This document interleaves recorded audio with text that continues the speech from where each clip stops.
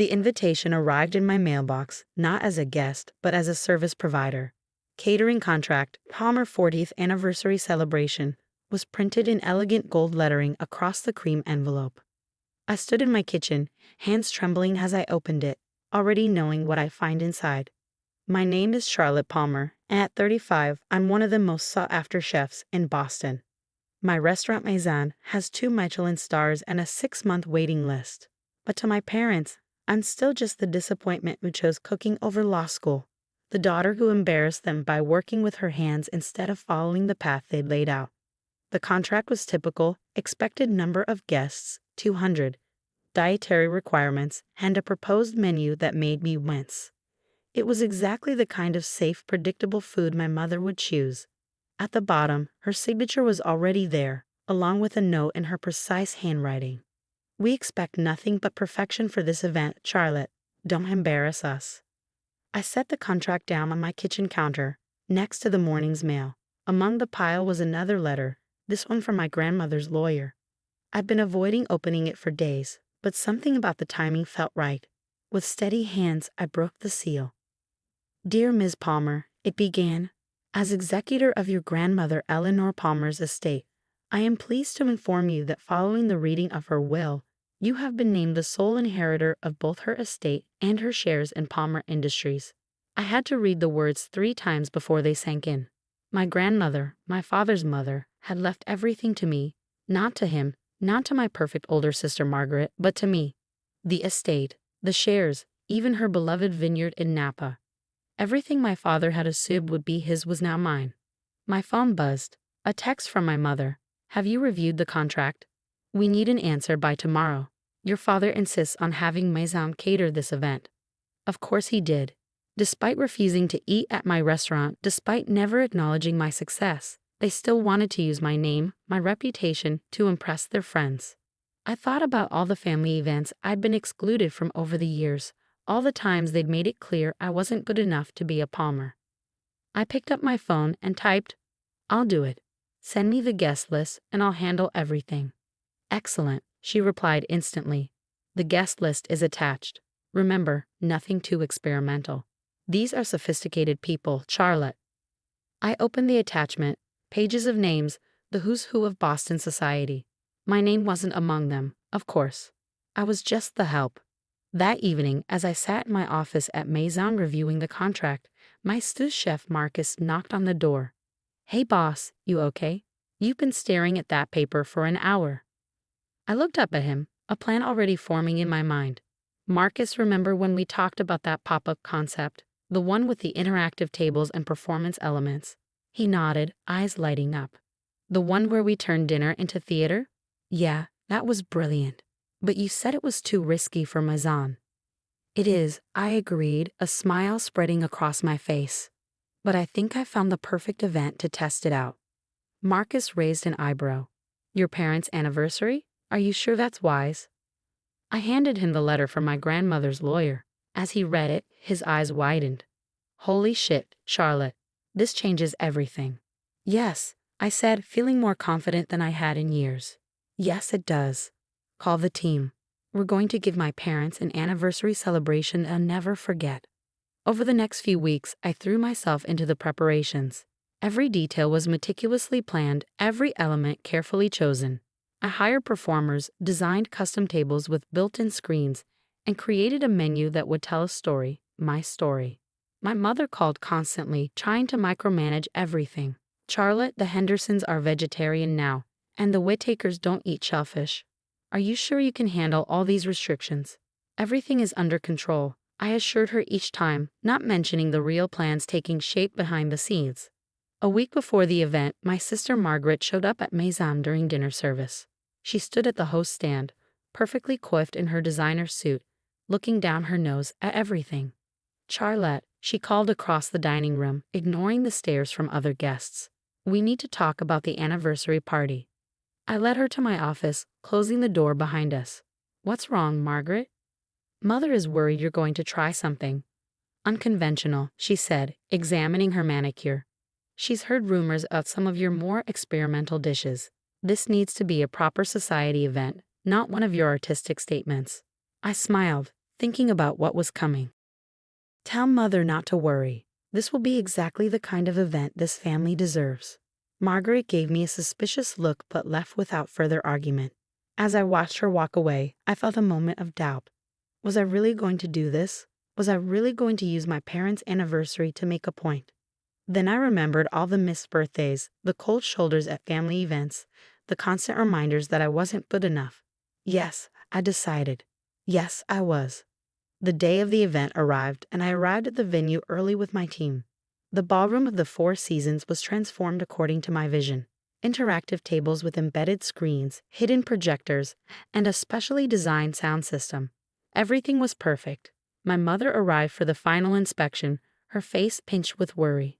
"Charlotte, what are all these screens for?"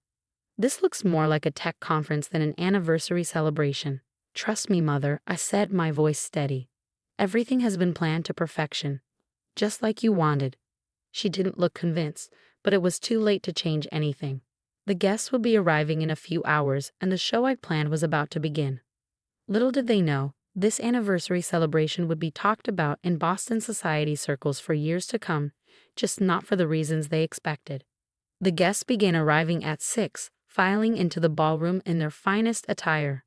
From my position in the kitchen, I watched through the service entrance as my parents greeted everyone, accepting congratulations and gifts with practiced grace. My father in his custom tuxedo, my mother resplendent in a designer gown. They looked every bit the power couple they'd worked so hard to become. I checked my watch. 20 minutes until dinner service would begin. My team moved with precision around me, each person knowing their role in what was about to unfold. The interactive tables were already programmed, the projectors tested, the timing rehearsed to perfection. "Charlotte," Marcus called softly from beside me. "The lawyer's here." I nodded, watching as my grandmother's attorney, Mr. Harrison, took his seat at one of the central tables. He was the only person besides Marcus who knew what was coming. His presence was essential for what I had planned. At precisely 6:30, my mother clanked her glass, signaling for everyone to take their seats. The tables, which appeared normal except for their slightly glossy surface, would soon come alive with my story. "Before we begin dinner," my mother announced, her voice carrying across the room, "Robert and I want to thank you all for being here to celebrate 40 years of marriage. And of course, we must thank our daughter Charlotte for catering this evening's meal." A polite smattering of applause followed. I noticed how she didn't refer to me as their daughter, just Charlotte. Always keeping that distance, that distinction. I stepped out of the kitchen, nodding acknowledgement to the guests. My father didn't even look in my direction, too busy chatting with some business associates. Margaret sat at the family table, perfectly poised, occasionally glancing at me with barely concealed disdain. The first course arrived, a seemingly simple dish of heirloom tomato soup. As the bowls were placed before each guest, the table suddenly illuminated. Projected onto the glossy surface were images of my childhood, family dinners where I sat alone at the kitchen counter while they entertained in the dining room, holidays where I was relegated to helping the staff rather than joining the celebrations. Murmurs rippled through the crowd as the images played out. My mother's face tightened, but she couldn't say anything without causing a scene. "This soup," I announced, my voice clear and strong, "is made from tomatoes grown in my grandmother Eleanor's garden. The same garden where she taught me to cook while everyone else was too busy to notice I existed." The second course brought more revelations. As waiters served perfectly seared scallops, the tables showed my graduation from culinary school, an event my parents hadn't attended.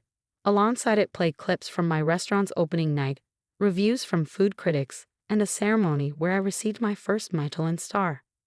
"Your scallops are paired with a sauce made from wine produced at Eleanor Palmer's vineyard," I explained, watching my father's face carefully. The same vineyard that, along with her entire estate and shares in Palmer Industries, she left to me in her will. The room went silent. My father's head snapped up, his face draining of color. My mother's wine glass froze halfway to her lips. "What did you say?" my father demanded, standing up so abruptly his chair scraped across the floor. Mr. Harrison chose that moment to stand, clearing his throat. "What your daughter says is correct, Mr. Palmer. Your mother's will was quite clear.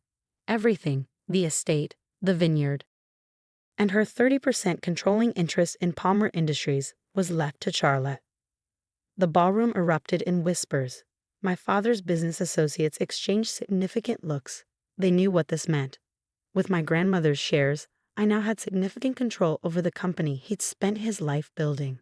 "This is ridiculous," Margaret burst out, her perfect composure cracking. "There must be some mistake. Why would grandmother leave everything to her?" I smiled, signaling for the next course to be served.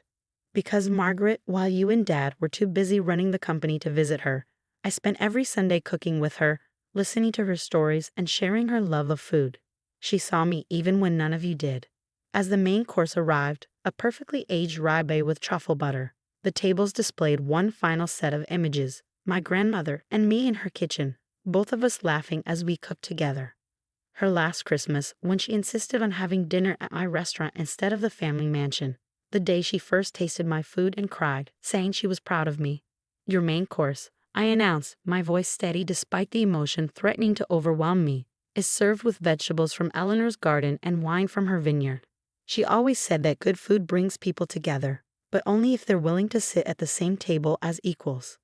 My father remained standing, his face a mask of barely controlled rage.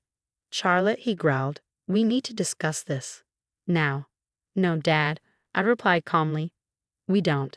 Everything has already been decided. The papers were signed this morning. But don't worry, I won't run the company the way you did. I believe in giving people a chance to prove themselves, regardless of whether they fit into some predetermined mold." The rest of dinner service continued in tense silence, broken only by the quiet murmurs of guests trying to process what they'd witnessed. My mother sat rigid in her chair, barely touching her food. Margaret kept shooting venomous looks in my direction, while my father seemed to age years before my eyes. As dessert was served, a deconstructed apple pie, my grandmother's recipe, I made one final announcement. In honor of my grandmother's memory and her belief in nurturing talent wherever it's found, I'm establishing a culinary school scholarship program. The Eleanor Palmer Foundation will provide full funding for aspiring chefs who, like me, might not fit society's expectations but have the passion and drive to succeed. I watched as my words sank in. This wasn't just about inherited wealth or company shares. This was about changing the narrative, about creating opportunities for others who might have been overlooked or dismissed. The evening ended earlier than planned, guests making polite excuses to leave as the tension in the room became unbearable. As the last of them filed out, my father finally approached me, his face ashen. "You've ruined everything," he said, his voice barely above a whisper. "Was that your plan? To humiliate us in front of everyone we know?" I met his gaze steadily. "No, Dad.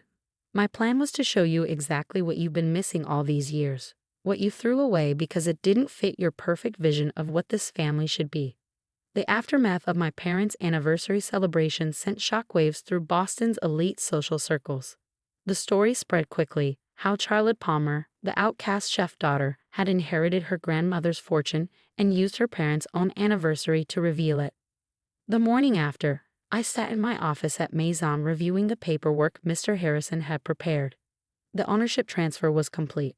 I now controlled not only my grandmother's estate but also had significant influence over Palmer Industries. My phone hadn't stopped buzzing since the event. Texts from Margaret ranged from threats to desperate attempts at reconciliation. My mother's messages were similarly mixed, alternating between guilt trips and offers to discuss things like family. But it was my father's single email that caught my attention. "Charlotte, what you did last night was calculated and cruel. You've not only embarrassed this family but potentially damaged the company I spent my life building. If this was revenge, congratulations. You've succeeded. Your father." I read it twice before clicking reply. "Dad, this wasn't about revenge. It was about showing you what you threw away, not just with me, but with your own mother. While you were busy building your empire, you missed what was happening in your own family. Grandmother saw it. That's why she made the choice she did. I don't plan to damage the company. Unlike you, I believe in giving people chances. Come by Maison tonight at 8 if you want to talk about the future. Charlotte." To my surprise, he showed up. I watched through the kitchen window as he entered the restaurant, looking uncomfortable and out of place. He'd never set foot in Maison before, had never tasted my food or acknowledged my success.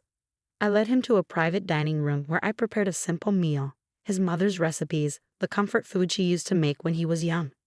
As he sat down, I noticed how old he suddenly looked, how tired. Your grandmother, he said finally, staring at the bowl of beef stew I placed in front of him. She used to make this every Sunday. I know, I replied softly. She taught me. She told me stories about you while we cooked. How you loved this stew. How you'd help her in the kitchen before the business took over your life.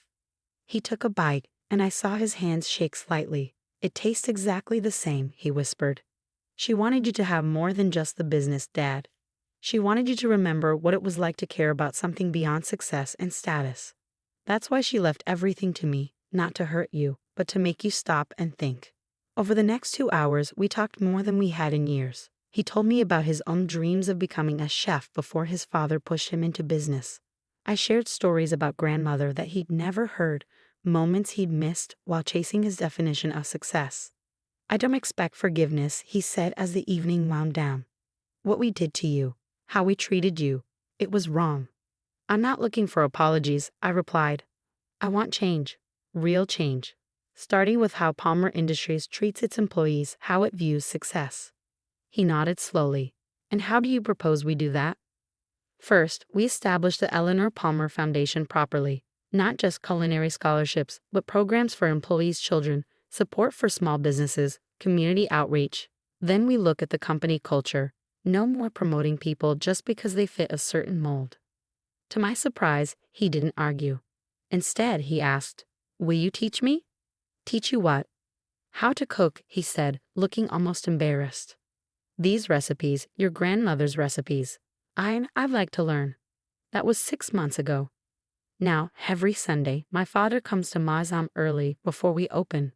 We cook together, and sometimes he tells me stories about his mother that I never knew. Margaret eventually came around, especially after I offered to teach her too.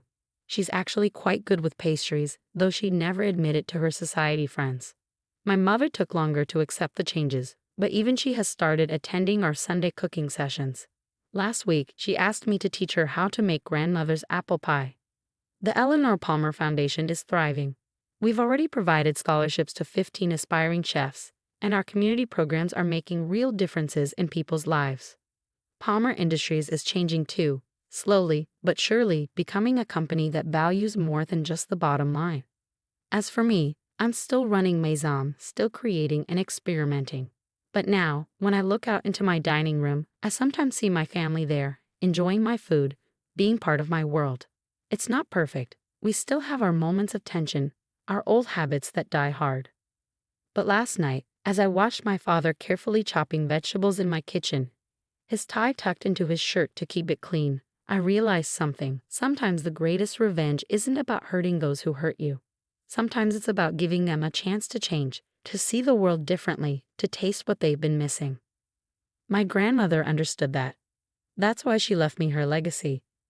Not to divide the family, but to give us a chance to come together again, around a different kind of table. The menu at Mazan still features that tomato soup from the anniversary dinner. But now, beneath its description on the menu, there's a small note. From Eleanor's Garden, where every meal tells a story and every story deserves to be heard. It's become our most popular dish.